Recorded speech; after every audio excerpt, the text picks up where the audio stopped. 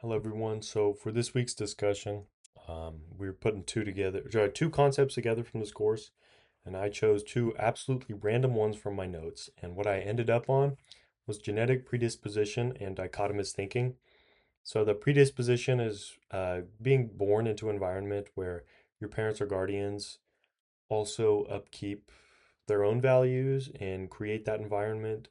It seems kind of stale in a way, and really there's not much change or room for thinking. It's all just kind of the same.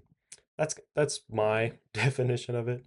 But and then dichotomous thinking is thinking in polar opposite terms. So you're in any situation, it's either all this way or all that way, and there's really not much room for any middle ground. And so, kind of what I thought, what this might look like in a person or in a environment or whatever where these two are combined.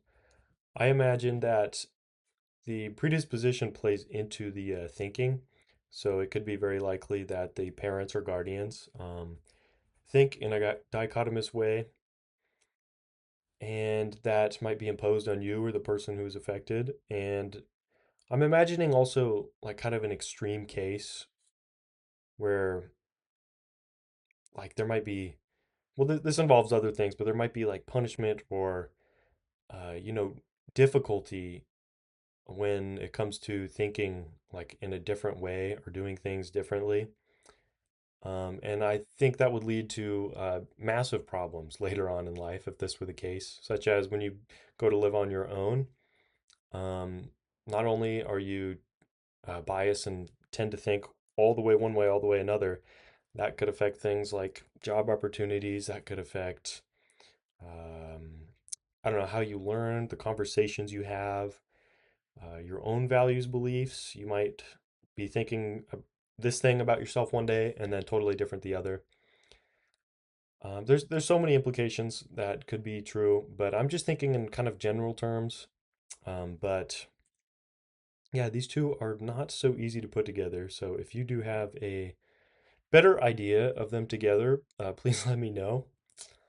I'd love to learn. But that's kind of what I came up with here. And I just imagine, and those extreme cases where is where you'd see the most difficulty.